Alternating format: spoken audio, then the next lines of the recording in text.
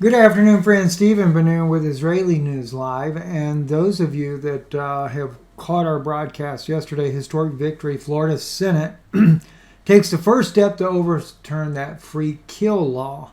And I am sure there are some that are wondering what the heck is going on after hearing Ethan speak about his grandfather, the two Florida physicians, and that was in Tallahassee before the Florida Senate there. Today, my wife and Ethan both spoke before the Florida House. That was a Civil Justice Claims Subcommittee, and again, 18-0, unanimous vote to appeal and overturn the Florida free kill law. First time in 35 years that both the Senate and the House have overturned this bill, even though there were some heavy hitters from some big corporations there, hospitals, etc., everything trying to keep this bill intact after 35 years, wanting to make it 36 years. But they successfully threw their weight in with so many of the others to try to bring this to closure there.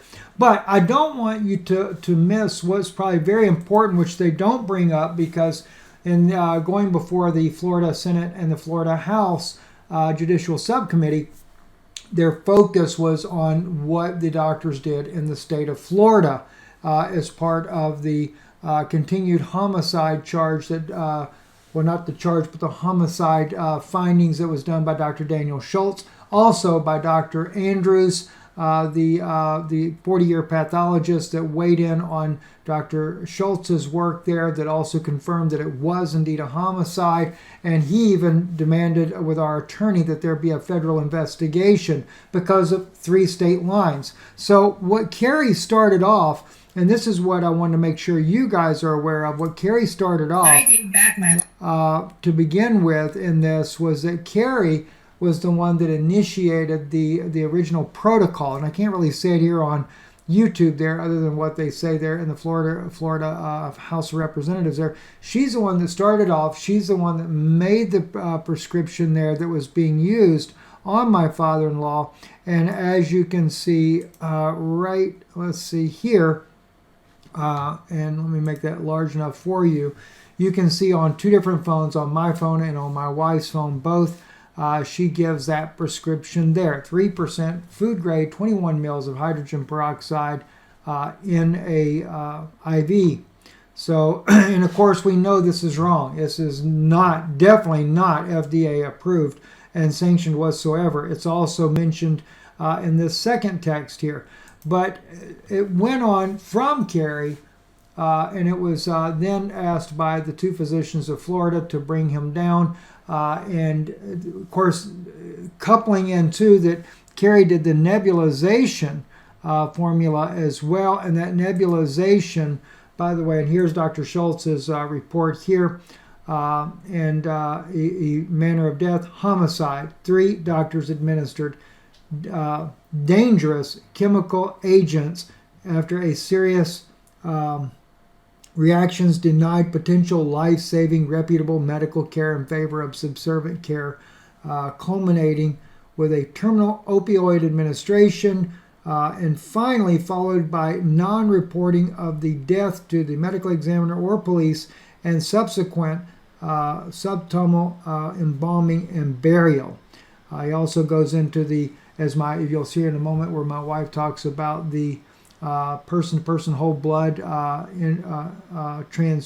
administration without type and cross-matching. She'll mention that as well. But again, it starts off with Dr. Madej being the very first one involved in this here. And of course, this video right here that we played for you before, where she admits 2 months before coming to our house a different protocol, and comes to our house with 5 times greater. So no wonder why Dr. Schultz deemed it to be a different type of situation of, or I should say, deemed it as a homicide, because obviously there was a lot of difference there. This is what was found in clinics around the country. 0.5 mils up to 3 mils only is what is normally mentioned in there. And again, we are not advocating the use of this, especially after we have gone through this horrific ordeal, having no idea that this was a dangerous protocol. Anyway, yesterday, Ethan spoke there before the Senate on this, and I'll just play just briefly just a few seconds of what he says there. Listen in. Outpatient care in Gulf Breeze, Florida for flu-like symptoms that he was experiencing. In short, these two physicians proceeded to inject my grandfather with 21 milliliters of IV hydrogen peroxide over 5 times, as well as administering to him direct ozone gas into his veins at over 10 times. And they did all of this while lying to and defrauding my grandfather and the rest of the family in every step and aspect of his care. That there was before the House Senate in Tallahassee, Florida, where Ethan spoke there. Now, today, my wife also spoke as well to the House Civil Justice Claims Subcommittee there. And basically, what Kerry did was start this all off, and then what the other two doctors in Florida did was add insult to injury. Listen to Jana's statements here as she gave this here earlier today. Thank you very much. Hello, Chairwoman Custer and members of this committee. I am here to support HB 6017 bill. My name is Jana Suto. I'm a daughter of Stefan Suto. You just heard from my son, Ethan. And my father died due to actions of reckless physicians who injected him with toxic amounts of hydrogen peroxide and direct ozone gas intravenously. When these therapies, if you can even call them therapies, killed all my father's red blood cells and damaged his organs, one physician even performed a non-cross-matched out-of-hospital blood transfusion on him. After his death, they falsified his medical records and his death certificate, trying to hide their actions. We gave reverence to these doctors. We put our lives into their hands, trusting that they will make choices for our father's life and not for his death. We trusted those people. We did not realize that the treatments they chose are controversial and even illegal. We were not provided with informed consent of any kind. These physicians defrauded my father and my entire family. They told us that if my father goes to the hospital, he would be killed by COVID-19 protocols. They were telling us that my father's chances of survival in a hospital were 0%.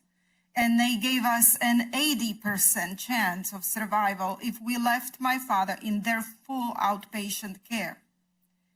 Because of the difficulties we face in the criminal side of this case, Florida's free kill law has denied my father and my family any justice whatsoever. All because my father had no dependencies at the age of 25 and he was widowed. The solution is not in denying the injured party justice and closure. The solution is to have laws on the books, like in every other state in this country, that tells physicians to avoid making careless mistakes. Anyone who speaks in defense of Florida free kill law always speaks of money. The insurance companies only speak for their pockets. For those of us who are against the free kill law, it is about accountability, about acknowledgement. It is about justice, and it is about closure to our families. The emotional suffering when a doctor takes the life of a loved one through negligence and recklessness is not possible to describe with words, as such words do not exist in our vocabulary. This law takes away from me my constitutional right to due process and equality under the law. This law is trying to persuade me that I don't matter and that my father's life didn't matter at all, that he was some sort of a lab rat I am supposed to feel sorry for the perpetrators that they won't be able to make their next vacation while I have to pay psychologists to treat my PTSD. All of the physicians who caused my father's death are all out there with their heads high, pretending that they did nothing wrong, attracting more and more people by their public speeches about medical freedom rights while hiding their crimes. A civil case would have uncovered their crime a long time ago and make them accountable, and the public would be informed of just how dangerous these people are. Please do the right thing. Vote yes on HB 6017. Thank you. Thank you for being here. I want to add up is here Cindy. on that as my wife brought out, that all these doctors are going around with their heads held high. She is including Carrie in that, just not saying that for the sake of being there at the Florida meeting there, whereas the Florida doctors are more interested in your Florida House. They're interested in what's going on in the state of Florida. So I definitely, this is why you will not see Carrie's name mentioned in there. I want to play also really quick for you, Ethan, and then just briefly a couple of snippets there of some of the other families that have also suffered this horrendous actions in this particular case as well.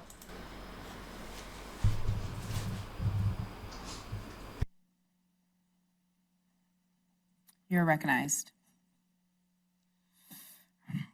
Chairwoman Koster, members of this committee, I come here today in support of HB 6017, which will repeal what is known as Florida's free kill law. I'm here with the perspective that this law does not only protect recklessness and negligence in the medical field, but that this law protects criminals. In December of 2021, two licensed Florida physicians that my grandfather, Stefan Suto, was familiar with not only offered but requested that he be brought to their outpatient care in Gulf Breeze, Florida for flu-like symptoms that he was experiencing. In short, these two physicians proceeded to inject my grandfather with 21 milliliters of intravenous hydrogen peroxide over 5 times. They administered direct ozone gas into his veins at least 10 times, and then additionally performed an out-of-hospital, non-cross-matched blood transfusion in a hotel room. They did all of this while lying to and defrauding my grandfather and the rest of the family in every step and aspect of his care. After his death, these physicians proceeded to also falsify my grandfather's medical records by omitting what they gave him. My family would hire a private forensic pathologist, Dr. Daniel Schultz, who conducted an autopsy on my grandfather's body and concluded that his death was caused directly by the actions of the doctors that I have mentioned to you. He labeled his death a homicide. Despite the horrific nature of this case, several attorneys have turned down representing my family and filing a lawsuit against the physicians who committed these acts against my grandfather, all citing Florida's free kill law. My grandfather's relationship to me was not that of a grandparent who I would see once a year, a trip to grandma and grandpa's house. No, he was there for me my entire life, and he lived with me. He was there for me in many cases in some of my worst moments. And to say that his heart was made of gold is an understatement to the kindness, gentleness, and sheer class that my grandfather showed to everyone he met. Due to this inhumane and barbaric law, not only have we been unable to file a civil lawsuit against the physicians who caused my grandfather's death, but it has made the process of obtaining a criminal prosecution against the physicians far more difficult. According to attorneys who my family spoke to, had we been able to file a civil lawsuit against these physicians, it could have potentially led to a judge ruling in our favor and against the physicians for their reckless and negligent conduct, letting law enforcement and other state officials know the serious nature of what took place. Civil cases can sometimes bring to light serious cases of medical negligence where law enforcement might feel uncertain as to how to go about investigating it.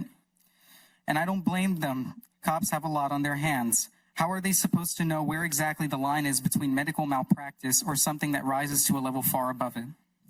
If it truly ends up being the case that my grandfather will not receive justice in the criminal side here in the state of Florida, then this free kill law has left my grandfather and our family with absolutely no justice, not even civil. And these two physicians who did this to him continue to practice in this state and are actively posing a serious danger to the public. This law is not just a shame on the state of Florida, it's a national embarrassment. I'm sincerely asking you, please repeal subsection 8 of Florida 768.21. It's unbelievable that a state as beautiful as Florida has a law as ugly as this. Thank you. Thank you for being here. Next. And just what a very passionate speech that Ethan gave both yesterday and today. And again, keep in mind, he's saying the two doctors, he is not including Carrie because Carrie would not be part of the Florida side of this. And so I just want to make sure that you definitely keep that in mind as we're looking at this. There are several other people, I mean, so many families that were affected that spoke there at this hearing and really gave some very passionate pleas about what happened with their families. And this one here also very, let's see, that's Subrina Davis here, her father, a Navy, retired Navy guy, went to the hospital with a blood clot. Let me play just a short, brief section of this here, and then we will go to the outcome of this. Yes, and restore that freedom. Thank you. Thank you for being here. Skilled physicians. I work for 6 of them, and they are amazing. It should not be a state who provides sanctuary for bad medicine. We are so much better than that. The majority of people who you will hear from today that tell you that it's about money, I want to remind you they're being paid to be here. I am not. I've lost my father, and I will never get back, thank you, what they have taken from me. This is not about money. This is about justice. This is about the freedom that my dad fought for. You cannot compare a small stack of medical malpractice premium insurance rates that is actually optional in our state of Florida to the price that my father paid for the freedom of this country. So today I'm asking you to please vote yes and restore that freedom. Thank you. As I mentioned, there are so many people here with such passionate stories, and everyone deserving to be heard in their stories that they gave, that they spoke about. There was opposition, like this gentleman here, and others. This man here, he actually survived a horrific ordeal and came in support of those that were trying to fight it. Mr. Parrott here lost his son, 33 years old, and was 33 years old when he died of a malpractice. The stories are just really, truly, they are heart-wrenching to listen to those. And then when it came down for the time for those to speak there in the chamber, I think Representative Daniels here probably had one of the most interesting stories of all in that. And let me just see if I can just quickly play a little clip of what she had to say. From the emergency room. They were so mad at me that the lady put me in a wheelchair, took me in the back room. I fell out of the chair on the floor. She shut the door and told me, "I'm going to leave you there until you learn how to act." I laid on the floor, gasping for breath, until, I don't know how long it was, they came back and got me, took me back into the emergency room, and they started cutting my clothes off. And as they were cutting my clothes off, I was looking at this lady who was so mean in the emergency room, just standing there looking at me. And as they were rushing me in for emergency heart surgery, they put me under for emergency heart surgery. And you know, in actuality, I didn't have a heart problem. When I woke up, there was a young heart doctor and the surgeon over my body arguing. Something's wrong with her heart, nothing. And this guy says, he saved my life. In the emergency room, I was already under.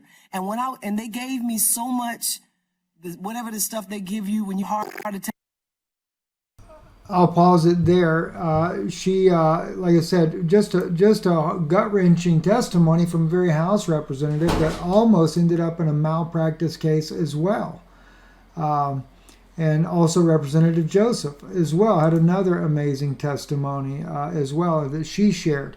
And then it was Representative Blanco that I really was impressed with what he said there, and he also mentions meeting with Ethan and talking to him as well. Listen in, and we'll close out with this one here as we go to the vote.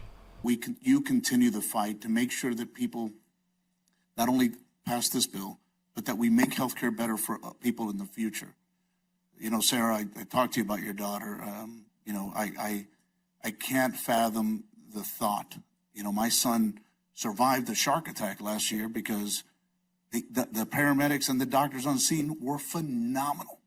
And I thank God for that every day. But I find it that we have a greater responsibility here. And if we really want to do right, we want to tackle the high cost of malpractice insurance. We want to tackle the fact that doctors shouldn't be afraid to get malpractice insurance. We've got to make sure that malpractice insurance isn't the reason we do it because we can treat people in a hotel room. Ethan, thank you for the bravery of coming here and sharing your grandfather's story. You know, that's absolutely ludicrous. But I see it in my profession. I see it all the time. I mean, I can tell you stories where people fly in to get BBLs and are in a hotel room. It's the craziest thing I've ever seen in my life. And people die. So, I thank you.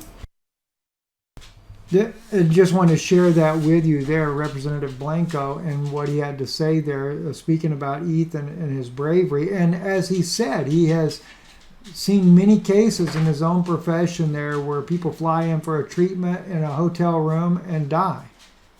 So it's not the first time. It's definitely not the first time. I want to take this right to the end here when they voted the House here like we did yesterday, and you will see it passes unanimously. Antone. Yeah. Burfield. Yes. Blanco. Yes. Barrero. Yes. Daniels. Yes. Gottlieb. Yes. Joseph. Yes. Kendall. Yes. Lopez. Yes. Nix. Yes. Oliver. Yes. Owen. Yes. Placencia. Yes. Rayner. Yes. Stark. Yes. Weinberger. Yes. Chair Coster. Yes. 18 yeas, 0 nays, Madam Chair. Show HB 97 reported favorably as amended. Congratulations. What a celebration after 35 years. There's still more to be done. If you are a Florida resident, I encourage you to contact your representatives, encourage them to stay tough on this, repeal this, as it's often called, the free kill law. It's actually not really called the free kill law. It is actually 768.21 called Florida's Wrongful Death Act, and it does need to be repealed so that families can get closure and justice. I'm Stephen Benoon with Israeli News Live. Thank you for listening.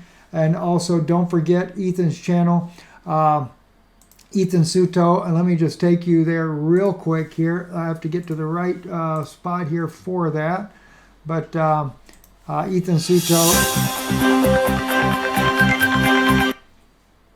And you can subscribe to his channel. I'm sure he'll be uploading quite a bit more information when he gets back over the next couple of weeks here. So definitely check out what he's doing there. We certainly appreciate you, and God bless you, and thank you for listening.